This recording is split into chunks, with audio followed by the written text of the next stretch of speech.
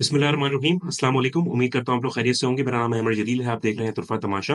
आज है 30 जनवरी 2024 और आज के दिन एक केस जिसे साइफ़र केस कहा जाता है और काफ़ी दिनों से वो केस चल रहा था और उसके ट्रायल चल रहे थे। जेल में मौजूद पाकिस्तान तहरीक-ए-इंसाफ के कायद इमरान खान और वाइस प्रेज़िडेंट शाह महमूद कुरैशी साहब वो वहाँ पर जेल के अंदर ट्रायल को भुगत रहे थे और आज बहुत जल्दी में इस केस के बारे में फैसला किया गया और वर्डिक्ट में यही बताया गया कि 10-10 साल जो है वो कैद का हुक्म दिया गया है इमरान खान और शाह महमूद कुरैशी के लिए। उनको सज़ा सुनाई गई है और बहुत ही अजीब से मामला थे जिस तरह से लोकल मीडिया ने रिपोर्ट किया उसके मुताबिक जज ने सवाल एक किया जिसके बाद वो फिर फैसला सुनाकर बहुत जल्दी-जल्दी में चले गए। किस बात की जल्दी थी, क्या था?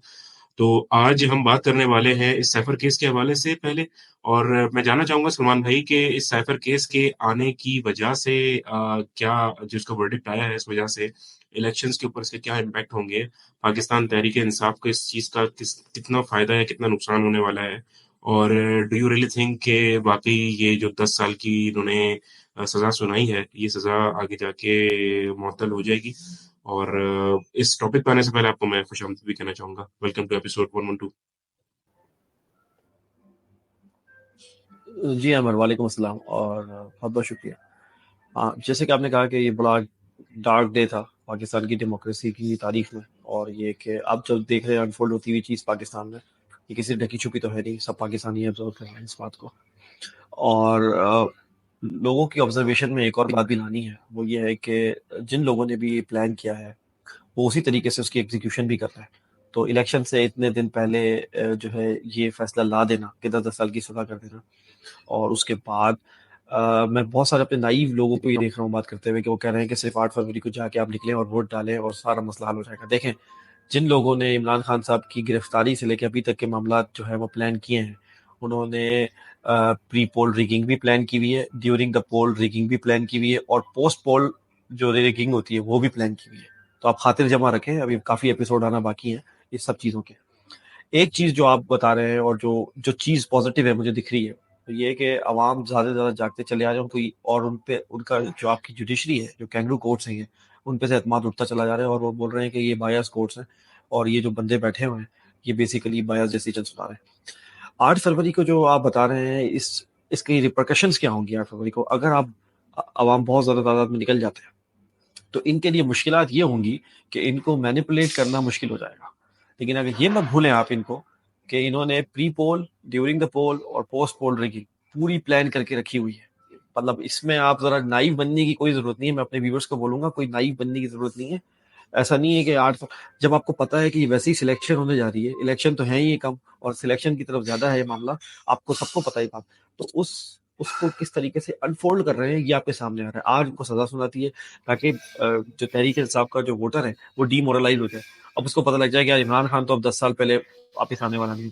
जबकि आप बिल्कुल सही फरमा रहे हैं, पूरे चांसेस हैं कि ये जो है ये केसेस उड़ा दिए जाएंगे जब ये हायर जुडिशरी में जाएंगे मामला, और जब ये बाकायदा जब कानून की बालादस्ती की बात होगी और जब कानून को अप्लाई करेंगे प्रॉपरली लेटर एंड स्पिरिट, तो ये केसेस उड़ा दी जाएंगे। इन केसेस में कुछ है ही नहीं।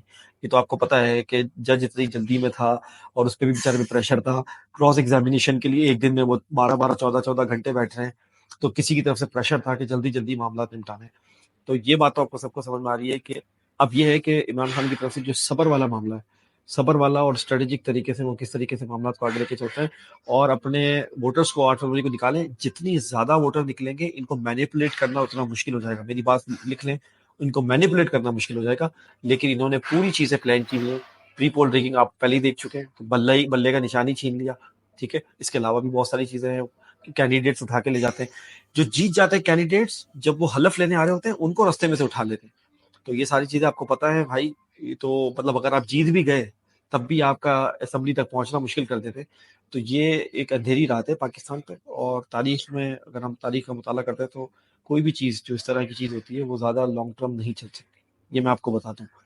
और ख़ास तौर पे अनइलेक्टेड लोग निज़ाम को इतनी लंबे अरसे तक इस तरीके से हाँक कर नहीं ले कर सकते। ये मैं आप मेरी बात नोट कर लें आप। 8 फरवरी को निकलना बहुत ज़रूरी है, इससे मैं एग्री करता हूँ। पर ये बोलना कि सिर्फ 8 फरवरी से निकलने से सब कुछ हल हो जाएगा, इससे मैं बिल्कुल एग्री नहीं करता। زیادہ جب تعداد میں لوگ نکلیں گے تو ان کی مینپولیٹ کرنے کی جو ایبلٹی ہے وہ آپ اس کو شرک کر دیں گے. یہ میری بات سمجھیے گا, بڑی باریک لائن ہے. آپ خود سوچیں نا کہ وہ جو اپریل میں واقعہ ہوا ہے 2020-22 میں, تو وہاں سے لے کے یہاں تک کے معاملات انہوں نے ویل پلان کی. لیکن ایک بات ہمیں ایک اور نظر آ رہی ہے کہ جو جلدی ہمیں دیکھنے کو ملی, ڈیسپریشن جو دیکھنے کو ملی, کہ یہ ڈیسپریٹ ہیں کہ کسی طریقے سے عمران کو منطقی انجام تک پہنچا دیں. دیکھیں یہ منطقی انجام تک پہنچا نہیں سکیں گے اگر انہوں نے ذرا سا لیسن لیا ہو 1971 سے, اور باقی جو معاملات ہوئے ہیں بلوچستان میں اور کراچی میں بھی 90s میں, تو اگر ان کو ذرا سا انہوں نے لیسن لیا تو ان کو پتہ ہونا چاہیے کہ اس دفعہ یہ بھٹو والی بات نہیں ہے کہ آپ بھٹو کے ساتھ جو آپ نے کیا اور اس وقت سے اخبار آتا تھا اور کسی کو کچھ پتہ نہیں لگتا تھا. یہ 2024 ہے, سوشل میڈیا کا دور ہے, عوام آلریڈی اویئر ہے, عوام کو پتہ ہے غلط ہو رہا ہے, عوام کو پتہ ہے ظلم ہو رہا ہے. ٹھیک ہے جی, اس میں کوئی ڈھکی چھپی بات نہیں ہے اور اس میں کوئی پارٹیشن ہونے کی ضرورت بھی نہیں ہے. آپ کو اور مجھے سب کے سامنے آشکار ہوا ہے سچ کہ یہ بات ہے بھائی, مطلب آئی کے اندھے کو بھی نظر آ رہا ہے کہ یہ کیا ہو رہا ہے.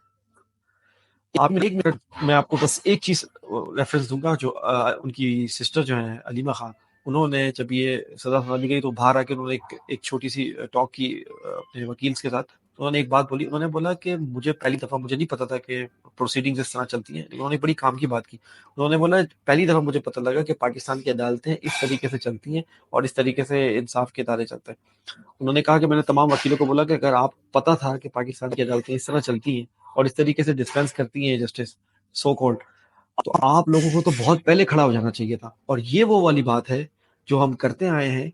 ہم نے پچھلے سال, آپ ہمارے ویورز کو بولیں کہ جا کے ہمارے پروگرام دیکھیں, ہم نے بولا تھا اگر پاکستان کو آپ نے سیدھا کرنا ہے تو لوگ بولتے ہیں سرا کہاں ہے, ہم سے لوگ پوچھتے ہیں سرا کہاں ہے, سب چیزیں خراب ہیں یہ بتائیں سرا کہاں ہے. میں نے, ہم لوگ ریکارڈ پہ ہیں صبح تماشا پہ, میں اور احمد, ہم نے کہا تھا سرا ہے جوڈیشل سسٹم. کیونکہ دیکھیں کسی کے ساتھ بھی کوئی زیادتی ہوگی, جب وہ جوڈیشری جائے گا, جب وہ عدالت کا جو ہے دروازہ کٹکھٹائے گا, اگر وہاں سے اس کو انصاف نہیں ملا تو اس کا مطلب ہے سب ختم ہو گیا. اور اگر عدالتیں اپنا کام کر رہی ہوں گی تو کسی کے ساتھ بھی کچھ غلط ہوتا ہے وہ فوراً عدالت جا کے ریلیف لے سکتا ہے. تو ہم نے کہا تھا کہ اگر آپ کو نظام صحیح کرنا ہے پاکستان کا تو آپ کو پہلا جو سٹیپ ہے وہ جوڈیشل ریفارمز کرنی پڑیں گی. اور آپ دیکھیں ہماری بات ونڈیکیٹ ہو رہی ہے آج اگر یہ ججز اپنے ضمیر کے مطابق فیصلہ دیتے, قانون کے مطابق فیصلہ دیتے, تو یہ فیصلہ نہیں آتا جو آج آیا ہے. جی